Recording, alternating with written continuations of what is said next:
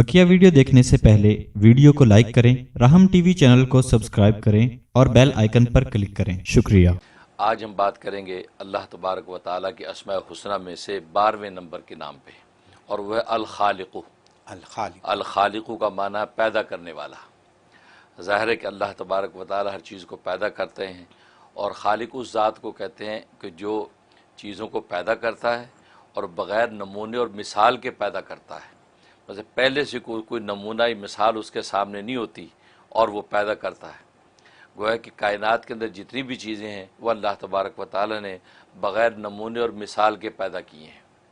अब दुनिया के अंदर अगर इंसान कोई चीज़ बनाता है तो उसके सामने पहले से कोई सैंपल होता है, या ये कि रॉ मटेरियल उसको वही यूज़ करना पड़ता है जो अल्लाह तबारक व ताला ने उतारा है। लेकिन अल्लाह तबारक व ताला की खालकियत की शान ये है कि वो जमादात हों, नबातात हों, मादनियात हों, हैवानात हों, इंसान, मलाइका और जिन्नात हों, कोई मखलूक है, यहाँ तक कि सहराओं के ज़र्रात हों, हर चीज़ की तख्लीक अल्लाह तबारक व ताला ख़ुद करता है।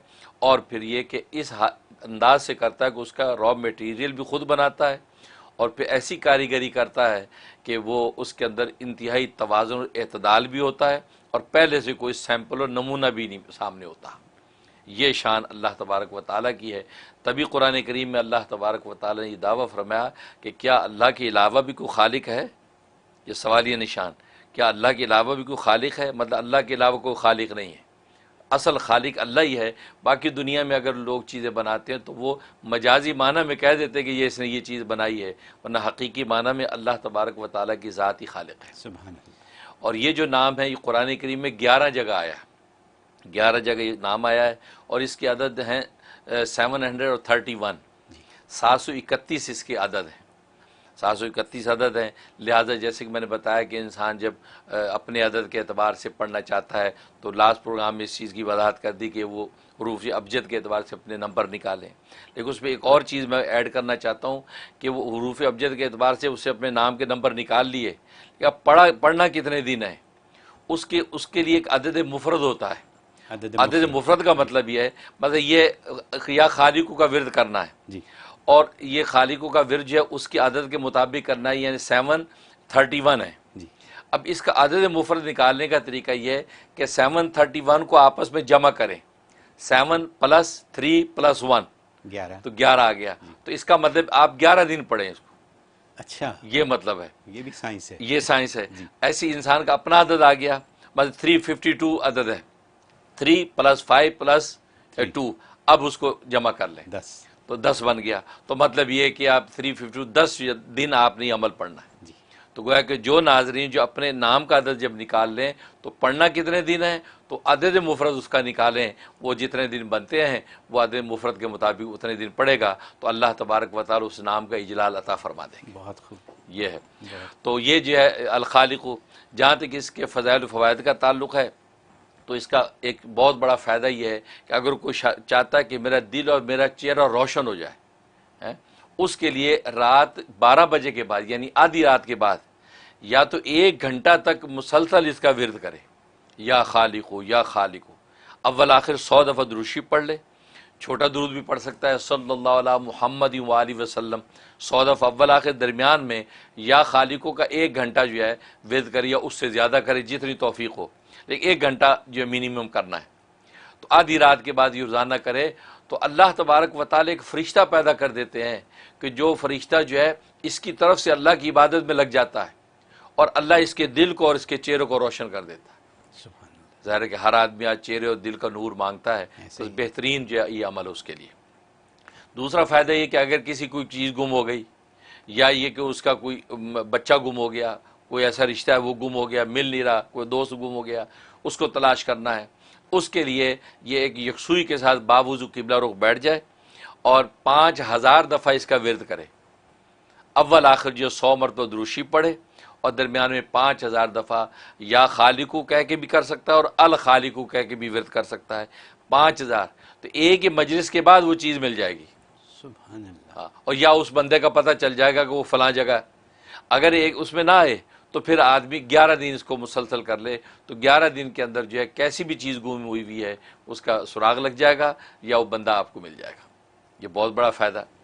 اور تیسرا اس کا فائدہ یہ ہے کہ انسان جو دشمن کے ساتھ مقابلے میں ہے، مطلب میچ ہو رہا ہے یا یہ آج کوئی لڑائی ہو رہی ہے، کوئی جنگ ہو رہی ہے، اس وقت جو ہے 300 مرتبہ جو ہے یا خالق کا ورد اگر کر لے تو اللہ تبارک و تعالی دشمن کو مغلوب کر دیتے ہیں اور یہ اس پر غلبہ پا جاتا ہے۔ بہت یہ اس کا فائدہ۔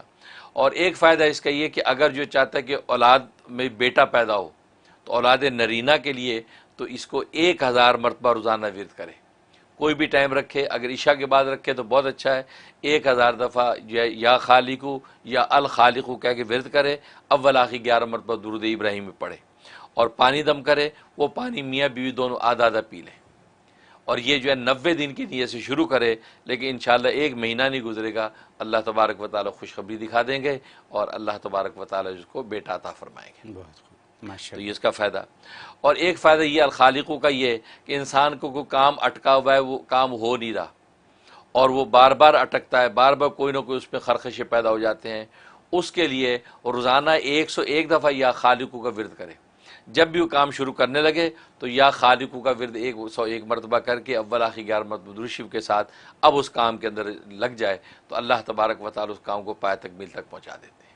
سبحان تو یہ اس کے فضائل و فوائد ہیں۔